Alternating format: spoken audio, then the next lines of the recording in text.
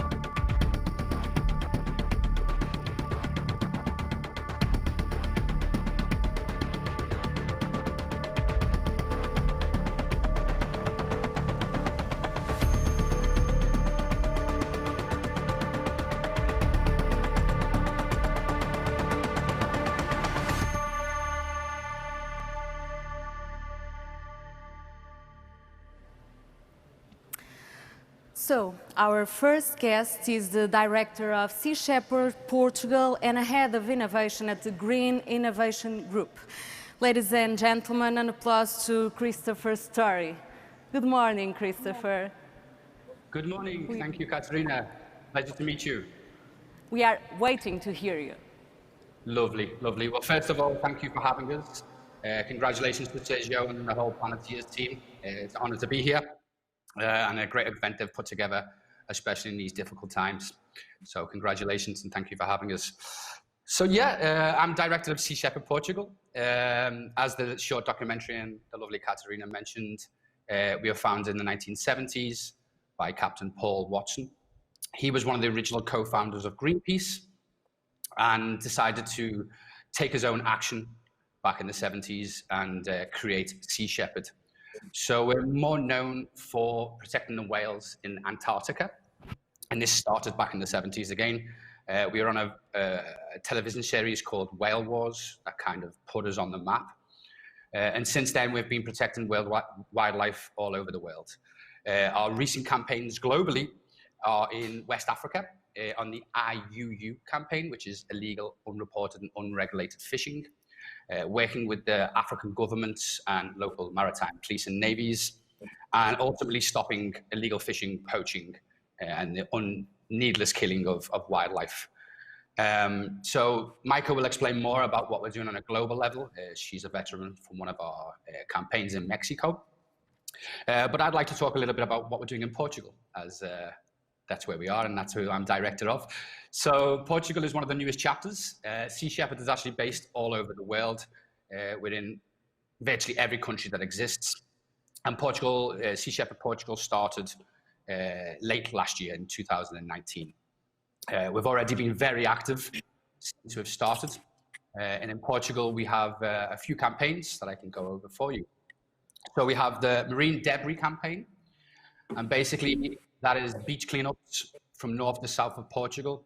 We have a huge database of volunteers that come and help us clean the beaches and get rid of this marine debris of plastics and so on that I'm very sure we're all aware of. The Marine Debris campaign also consists of a dive team. So we have a dive team of around 40 divers, technical divers, and all different levels. We have a little rib, and we go out starting recently in Sesimbra and Setúbal, diving to collect ghost nets. And ghost nets are one of the deadliest killers in the ocean. Ghost nets are basically discarded fishing gear that are thrown away illegally or just discarded from various vessels. The dangerous thing about these is that they float on the water. And as we all know, fishing gear and nets in general are aimed to kill. They are aimed to catch fish, right? So what happens is they float on top of the water, small fish get caught in them, big fish, predators come and eat them. They also get caught in the net, turtles and other marine life. They die, they sink to the bottom, and then their corpse erodes or decomposes, should I say, goes back to the top of the water and kills once again. They're one of the deadliest killers, and they contribute to 10% of microplastics in the ocean. And this is such a deadly hazard that we have from fishing vessels and so on. So I also have an NGO in Portugal called Ghost Network. I'm working together with the Municipal of Setúbal, also tackling this issue. And then we have Campaign Sentinella, and this is also a huge issue in Portugal and Europe and the world. Basically, it's about marine strandings. So marine life getting stranded to shore. This can contribute to many things, also ghost nets. What happens is the marine life are stranded onto the shore, most of the time dead, strangulated, mutilated from nets. In Portugal, we're recording so far 2 marine lives per day being stranded onto shore. So this is alarming. In France, it's 6,000 a year. In the UK and Ireland and other countries, it's also pretty high. But not many people know about this in Portugal. And it's one of the things that we are doing right now on Campaign Sentinella with a bunch of local marine biologists. And we have a great team of marine biologists reporting this on a daily basis. And even with COVID, you know, we're still out there reporting this. 2 people, one person on the beach per day, all along the country. And the general public can also help by when they're walking along the beach, and if they notice or they see a stranded animal, they can report this on our platform, on our website. There is numbers there on the website for different municipalities and so on, so they can report this. Another huge one is European initiative, and it's about stop the trade and stop the finning of sharks. This is one of the most barbaric killing of any kind of animal. Basically what happens, the shark is caught, the fins are cut off, they're thrown back in the water, and then they die of lack of oxygen because as sharks swim, that's how they breathe, basically. So they sink to the bottom of the water and drown. Gordon Ramsay made a great documentary on this, and there's many great documentaries that it is one of the most inhumane ways of killing animals. Up to 250 million sharks are being killed a year for their fins. And the alarming thing of this is that they have no nutritional value. They have no taste. They're used for medicines and, they're used for shark fin soup in Asia. And this is more of a status. That people eat this and to kind of show off and the status value. So 250 million sharks are killed a year just for their fins. It's ludicrous and it has to stop. So this campaign is a European initiative, as I mentioned, and Portugal have a quota of 15,500 votes. This needs to be done by next year. We're struggling right now, so I urge the Portuguese folk to please go onto our website and simply put in your BE and your name, and you can vote to stop this crazy killing of sharks. And then basically we are raising a lot of awareness by attending awesome events like this and many other events in Portugal and Europe. The whole team in Portugal is doing an amazing job. And we will actually make a fundraiser on the 7th of November with some Q&As from Captain Alex Corneliussen, our CEO, and Captain Paul Watson, our founder. We'll have some local homemade music videos. And we're raising money to help clean up in Cabo Verde, that I'm sure, well, we know that Catarina is familiar with, on a great documentary of Plástico. So we're raising money to help there, to do the cleanup in Cabo Verde, as this is a very stronghold for turtle nesting. And unfortunately, a lot of ocean waste ends up on the shores there. And then to help us here in Portugal, we're looking to get more equipment for ghost net retrieval and for general operations to travel all around the country. It's quite a statement to say that we're going to clean up the whole coast, but we have the volunteers to do it. Every one of us is a volunteer, even myself. We're not paid for this. We do this from the passion and from the hope that we can make a difference. Thank you so much, Christopher, for updating us and for warning us about these huge problems in the ocean. So our other guest, our other panelist, is Marketing Communication Coordinator at Sea Shepherd Portugal. So a big applause to Maike Baun. Maike, good morning. Good morning. Hello, good morning. How are you guys? So I know that you have us. something to say to us that you want to tell us. Yes. So hello everyone, my name is Maike. As mentioned, I'm the marketing and media coordinator for Sea Shepherd, and I'm also a veteran of one of our vessels.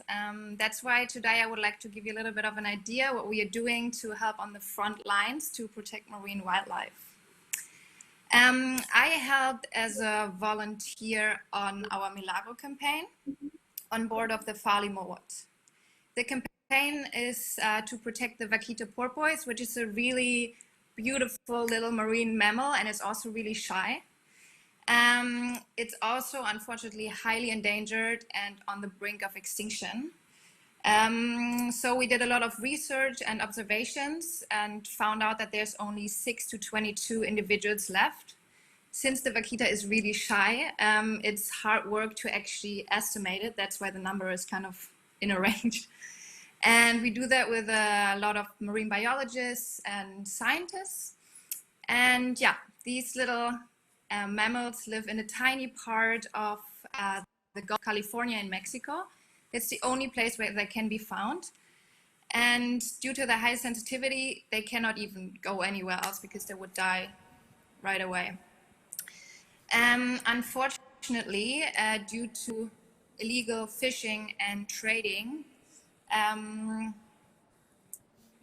there's only this number left, and the trading and fishing actually is not targeting the vaquita, but the totoaba fish. The totoaba fish is a huge fish, which is really popular for its swim bladder, because in traditional Chinese medicine, it's supposed to be an aphrodisiac. So the swim bladder is traded for thousands and thousands of dollars within different cartels, which makes it really dangerous for us to actually try to fight these poachers and stop the fishing. What they do is they go out during the season where the totoaba fish is traveling, and they put out nets that are like around 1,000 meters long, and they can be compared to tennis nets. They are just like floating around in the air as deadly traps, and everything that gets caught in it is entangled and pretty much dies. And that's why the vaquita is also so, like, the population is so small, because a lot of does just get in there, and these nets just, it's impossible to get out there. So that's why we from Sea Shepherd work mostly during the season where the totoaba fish is caught. Otherwise, they don't really put an effort to put nets out. And we try to go and pull all the nets we can find. So as many nets as we found, we pull these meters of nets out and try to also patrol the area and see where the poachers are. And if they put out nets, or they try to, we talk to them and try to get them to stop, which is really hard, since the pressure of the cartels is obviously high on the poachers. So it's really hard for us to actually stop it. But anyways, we do that year over year. And that's why the vaquita is not extinct yet. Actually, the only reason why it's not extinct is because Sea Shepherd is taking a stand and fighting for the survival of it. There's no other protection whatsoever, unfortunately, for the vaquita. So that's why we fight how to save them. So yeah, whenever we pull a net out and patrol the area, so we just put it on our deck, and every little animal, fish, or whatever is entangled, we try, or crabs. Crabs are really hard to get out of the nets. But we get them out and put them back in the water. And yeah, and every life we save is a little celebration, which is great. And yeah, actually, we also, which is really good for Sea Shepherd and also for the reputation of the country, we work with the government. They actually support us. and also with the Navy. The Navy aims to, they're actually on our boats, and they protect us from attacks from the poachers, because the poachers can be really aggressive, and obviously the cartels are also really aggressive. So we from Sea Shepherd Portugal are actually also monetarily supporting our worldwide campaigns with donations we receive here in the country. So Sea Shepherd has different countries which are called chapters, and every chapter creates their own actions. But we also, from the donations we collect, give to our campaigns, to our vessels worldwide, in the Americas, and Africa, and Europe, to actually fuel our boats, feed our crew, get equipment, all that kind of stuff. So with donations here in Portugal, we can actually save marine mammals, dolphins, sharks, whales, everything in the water around the world.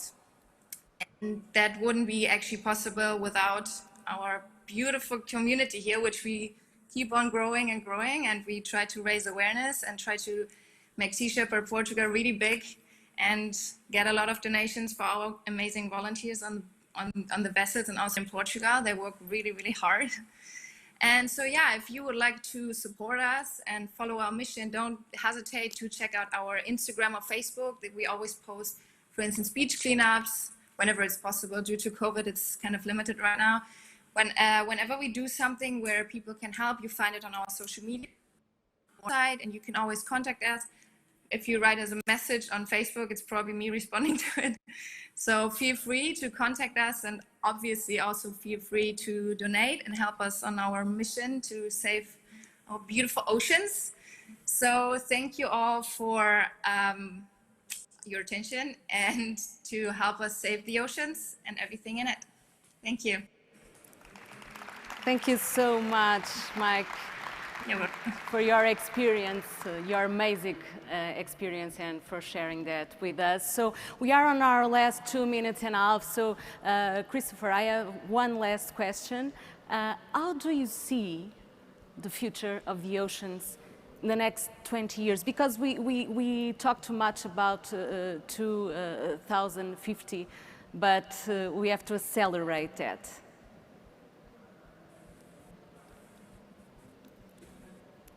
I think we are having some problems in hearing Christopher. I don't know. Sorry, it helps if I unmute, okay. right? Thank you. So I didn't want to interrupt Maike while she was talking. So yeah, obviously we have to be positive, and then that's difficult, of course, with the current state of affairs. Unfortunately, our ocean is dying.